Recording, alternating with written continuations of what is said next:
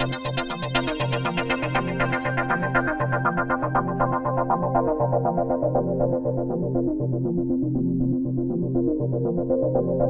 November 2008, Sage Publications celebrated the 20th anniversary of its Counselling in Action series of books. At a reception held in London, Sage Managing Director Stephen Barr paid tribute to those who had contributed to its success. You know, in publishing, we know what happens with our books. That basically they start and they sell quite well for a while and then they stop. And with Counselling in Action, it started and it just went on getting better and better and better year after year. So we've actually sold by, you know, over the years, over these 20 years, we've sold almost 500,000 copies of Counselling in Action books. And so what I wanted to do was just sort of pay tribute to some of the things that I think made that success and contributed to why the Counselling in Action series was something you know, was such a phenomenal success, has been such a phenomenal success, and continues to be such a phenomenal success. So in terms of the big drivers of that, you know, other than the fact that obviously I think there was a timing thing. There was a timing thing that the series was launched at the right moment as counselling was growing in the UK market. But there was a lot more than that made the Counselling in Action series so successful. And so I mean the first thing was the authors. You know, I think the authors in the series not only were sort of creme de la creme, fantastic figures in British counselling, but they also did something in these books which was something that's actually very difficult to do. And I think it's very difficult to write accessible, clear introductions to content which doesn't oversimplify, that doesn't lose the meaning and nuance of the sort of more you know, that really simplifies effectively and conveys difficult content clearly. And I think that the authors in this series consistently managed to take difficult issues and make them accessible. And I think that's an astonishing skill. And so many people write inaccessibly, and then actually the authors in the series consistently achieved something that made it possible for those books to be used so widely and valued so highly by so many people. The Counselling channel spoke to some of the authors and editors who have worked on the series over the years, and series editor Wendy Dryden began by telling us how the project came about in the first place.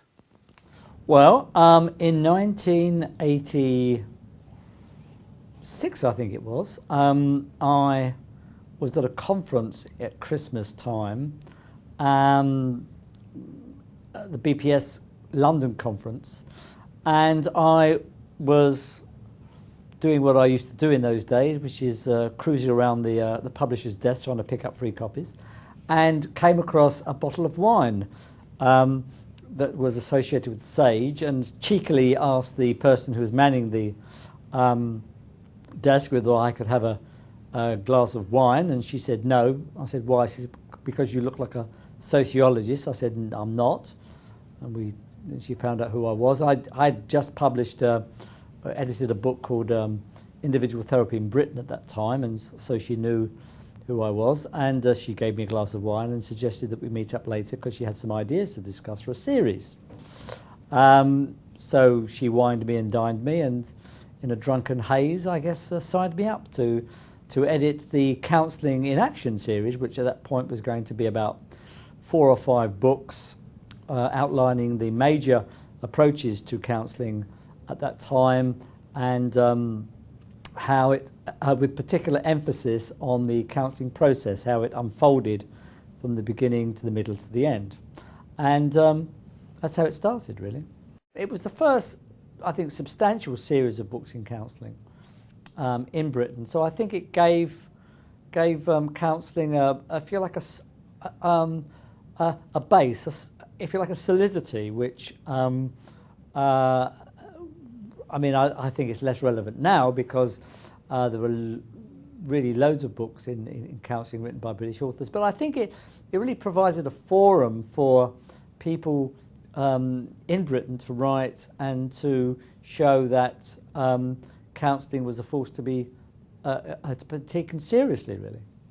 I was in, as it were, the coalface, because I am the co-author of one of the books which was in the very first phase of the Counselling in Action series.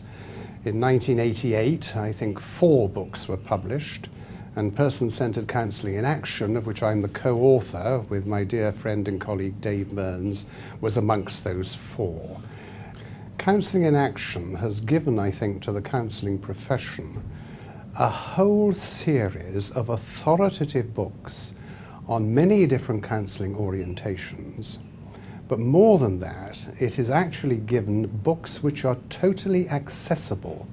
Accessible not only to those who are training in the different counselling orientations, but interestingly too, I think, accessible to potential clients. So that this particular series has really at one and the same time provided essential, if you like, training material for courses of all kinds up and down the country, but it's also provided almost an encyclopedic kind of review of these different orientations, which is available to potential clientele. If I can just give you an example of this, in my own case, I have actually had clients who come into their first counselling session actually brandishing a copy of Person-Centred Counselling in Action. And I've even had clients say to me things like, "That's not what you said on page 167 of Person-Centred Counselling in Action. Are you really being true to your person-centred philosophy?" So that these books, I think, have been an enormous asset to the profession in so many different ways. But for me, it's their accessibility as well as the great range of orientations that they cover. Well, I was asked by Windy Dryden way back 22 years ago, I guess, to contribute to the series, a book called Feminist Counselling in Action. Now, 20 years ago, feminism was quite a live, exciting and important issue.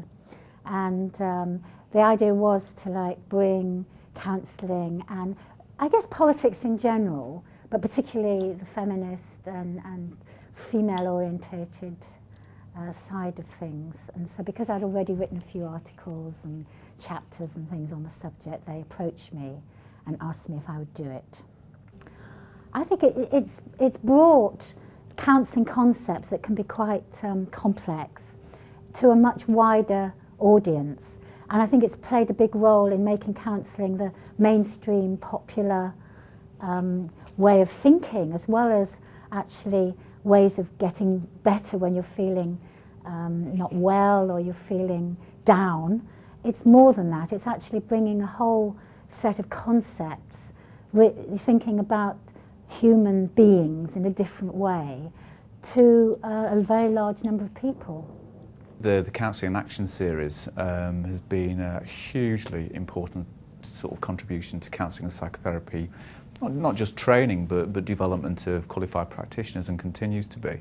If I go back to my training, sort of starting in the 1980s, whilst there was stuff that was published, there was nothing as accessible and as coherent as this series. I can think probably in my time as a practitioner I've accessed most of the books in the series and continue to. So I think as a trainee it makes sort of theory and practice really accessible. It sort of just presents it. But also, and I think this is a bit that's overlooked quite a bit, as a qualified practitioner in terms of my continuing professional development, it's such a massive contribution for that in helping me think about what I do and how I practice with clients.